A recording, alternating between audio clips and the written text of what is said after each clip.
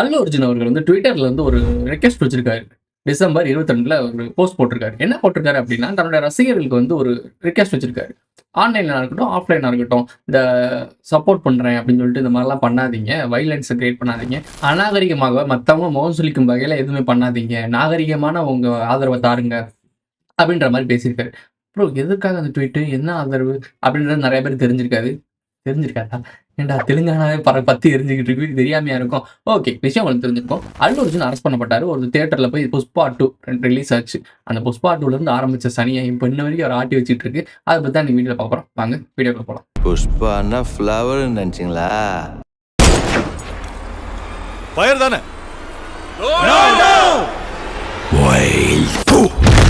இந்த இன்சிடென்ட்ஸ் நடந்த உடனே அல்லு அர்ஜுன் அரெஸ்ட் பண்ணாங்கல்ல. அந்த 13ஆம் தேதி அரெஸ்ட் பண்ணாங்க. நோட் பண்ணிக்கோங்க. 13ஆம் தேதி அரெஸ்ட் பண்ணிட்டு, அன்னைக்கு ஒரு நாள் தான் அவர் இருந்திருக்காரு. அன்னைக்கு நைட் ஜெயில்ல இருந்திருக்காரு. இந்த கைதி நண்பர் என்னமோ சொன்னாங்க. ஸோ அந்த நம்பர்லாம் சொன்னாங்க. ஒரு நாள் நைட் வச்சுட்டு அடுத்த நாள் ரிலீஸ் பண்ணிட்டாங்க. அவ்வளோதான். ஜாமீன் ஆயிட்டாங்க. நிபந்தனைக்கு ஜாமீன் சொல்லுவாங்கல்ல. திருப்பி விசாரணை பண்ணணும் அப்படின்னா, திருப்பி வரணும். வெளியூருக்குலாம் போகக்கூடாது. நம்மகிட்ட சொல்லுவாங்கல்ல படத்துலலாம். யார் இருந்தாலும் அவர்தாங்க. புஷ்பா கையெழுத்து வாங்கிட்டு அனுப்ப வேண்டியதானே? எதுக்கு வாசல்ல உட்கார வச்சிருக்கீங்க? நான் யாரு தெரியுமா உனக்கு? என் ரேஞ்ச் என்னன்னு தெரியுமா? யார் நீ? கொலைகாரன் தானே? உன் கேஸ் கட் எடுத்து படிச்சேன். ஊருக்கு வெளியூருக்குலாம் போகக்கூடாது. கூப்பிட்டா வரணும்பா அப்படின்னு சொல்லுவாங்கல்ல. கையெழுத்து போட சொல்லுவாங்கல்ல. ஸோ அந்த மாதிரி ஒரு விசாரணையில இருந்திருக்காப்ல. இப்ப என்ன ஆயிருக்கு அப்படின்னா, திருப்பி அவர கூட்டி போய் விசாரணை பண்ணி ரொம்ப நேரம் கஸ்டடியில வச்சு விசாரிச்சிருக்காங்க. ரொம்ப பிரம்மாண்டமா பண்ணிட்டு இருக்காங்க. அவங்க வீட்டு முன்னாடி போராட்டக்காரர்கள் அவங்கலாம் இருக்காங்கல்ல, ஆதரவாளர்கள். இந்த மாதிரி ரசிகர்கள்லாம் இப்படி பண்ணக்கூடாது. உங்கள படம் பார்க்க வந்தவங்களும் இப்படி இறந்திருக்காங்க. இதுக்கான நீங்க எப்படி பண்றீங்க? ரூ. 1,00,00,000 இழப்பீடு தாங்க அப்படின்னு சொல்லி, அந்த பாதிக்கப்பட்ட நபருக்காக ஆதரவா சண்டை போட்டு அவங்க வீட்ல கல்லெறிதல் இதெல்லாம் பண்ணியிருக்காங்க. அந்த டைம்ல அல்லு அர்ஜுன் வீட்ல இல்ல. ஸோ அதனால பிரச்சனை இஷ்யூ ஆகல. ஆனால் அவர்களுக்கு குழந்தை இருந்திருக்கு. ஸோ அந்த குழந்தைய அப்புறம் சேஃபா, செக்யூர்டா ஒரு கார்ல அனுப்பி மாத்திட்டாங்க. அதுக்கப்புறம் அல்லு அர்ஜுன் இப்ப திருப்பி ஸ்டேஷனுக்கு கூட்டி போய் விசாரணை இதெல்லாம் நடந்துட்டு இருக்கு. இங்க விஷயம் என்ன அப்படின்னா, இந்த இன்சிடென்ட்ஸ்லாம் போயிட்டு இருக்க டைமிங்ல நானியா இருக்கட்டும், ராஸ்னிகா மந்தனாவா இருக்கட்டும், அப்புறம் இன்னொருத்தர் இருப்பாளே, இந்த வளர்ந்த மனிதன், உயர்ந்த மனிதன், பாகுபலியில ஒருத்தர் ஆப்போசிட்ல இருப்பாரு. பல்வாழ்த்தர். அவர் பேர் என்ன?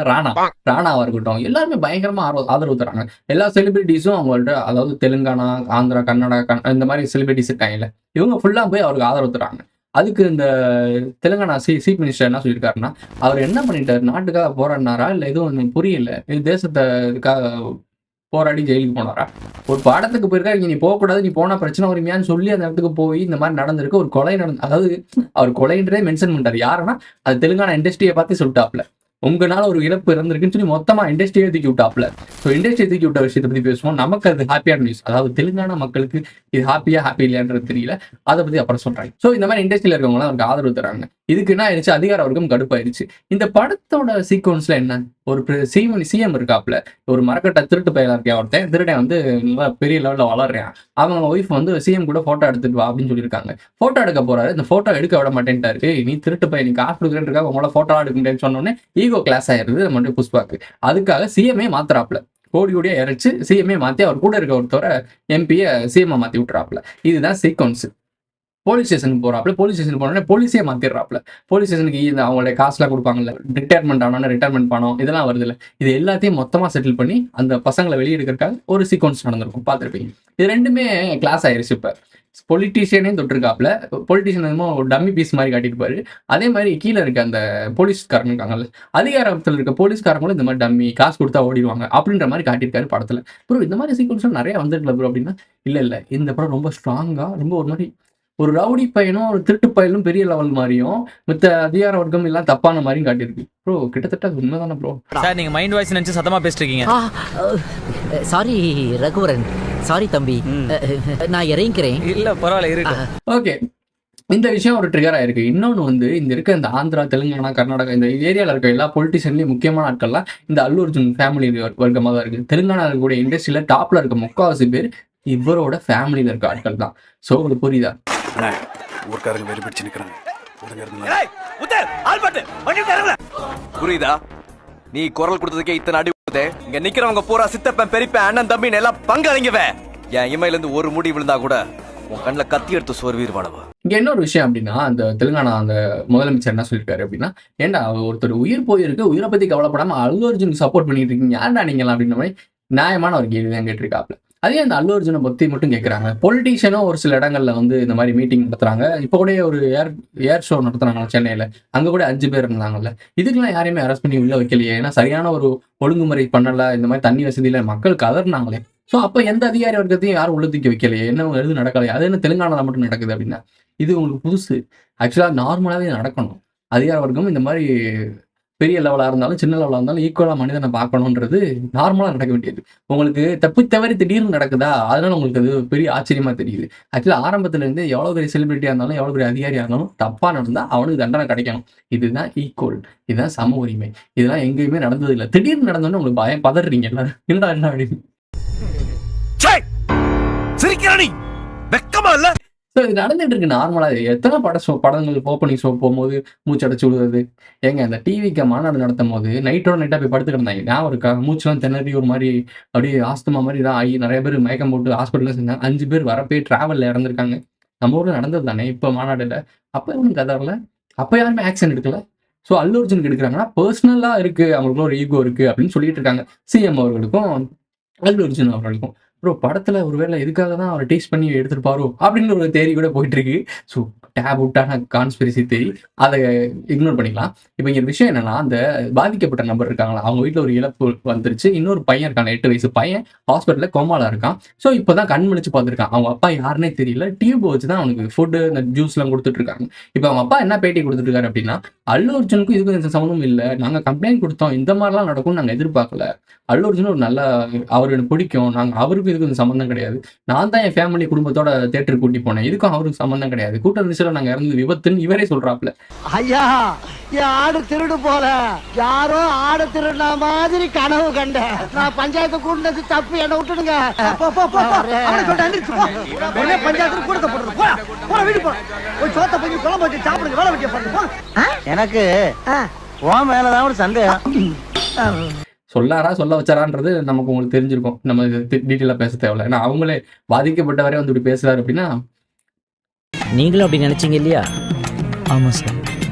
அப்ப நானும் அந்த மாதிரி நினைச்சதுல தப்பு இல்லையே. ஓகே, அந்த பாதிக்கப்பட்ட நபருக்கு அந்த ஃபீஸ் கட்டுவாங்கல்ல இந்த கவர்மெண்டா ஐயோ பாவம், அவரே கன்ஃபியூஸ் ஆயிட்டாரம்மா. ஹாஸ்பிட்டல் ஃபீஸ் இது மாதிரிலாம் கட்டிட்டு ஒரு 10 லட்ச ரூபா வரைக்கும் இப்போ கேஷ் அந்த மாதிரி சலான்ல எழுதி கொடுத்துருக்காங்க. நிறைய செலவுகளை பார்த்துட்டு இருக்காங்க.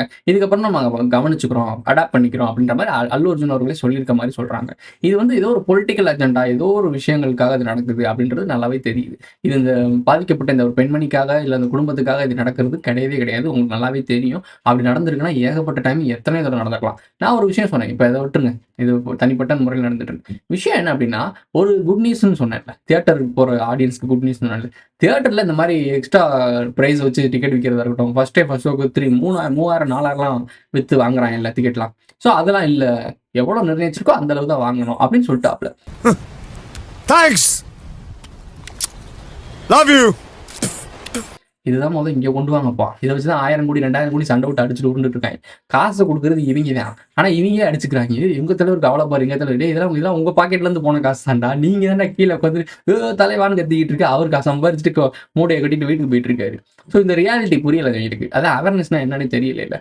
ஸோ இந்த முதலமைச்சர் வந்து சொல்லிட்டாப்ல, இந்த மாதிரி கிடையவே கிடையாது, நான் ஆட்சியில் இருக்க வரைக்கும் இது தாண்டா சட்டம், இண்டஸ்ட்ரியில எவன் படமும் இப்படி வரக்கூடாதா அப்படின்னு சொல்லிட்டு நிறைய விஷயம் சொல்லியிருக்காரு. இது குட் நியூஸ். खत्म, bye bye, tata, goodbye, गया.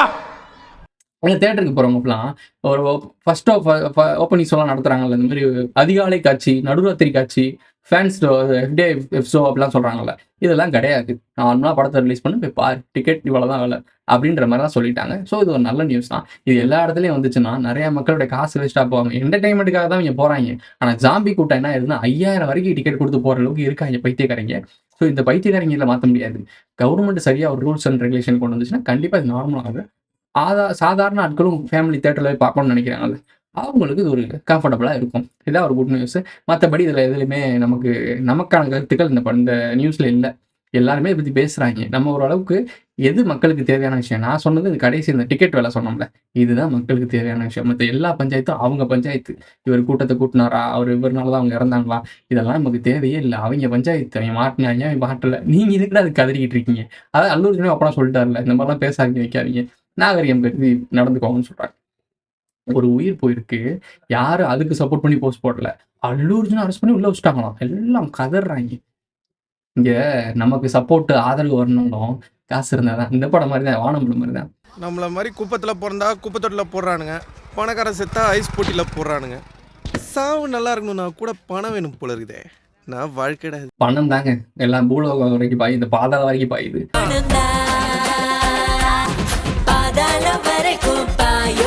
ஓகே உங்களை இதோட இந்த வீடியோ முடிஞ்சிருச்சு. இந்த வீடியோ உங்களுக்கு பிடிச்சிருந்துச்சுன்னா லைக் பண்ணுங்க, கமெண்ட் பண்ணுங்க, சப்ஸ்கிரைப் பண்ணுங்க, மறக்காம பெல் ஐகானை அதில் போட்டு இந்த வீடியோ ஃப்ரெண்ட்ஸ்க்குலாம் ஷேர் பண்ணுங்க. அடுத்த வீடியோல சந்திக்கலாம். உங்களுடைய கருத்துக்களை மறக்காம கமெண்ட்ல சொல்லுங்க. போதும்டா போடா போய் விவசாயம் பாருங்களா ஐயா உள்ள எங்களை படிக்க வைங்களா. Who is this guy?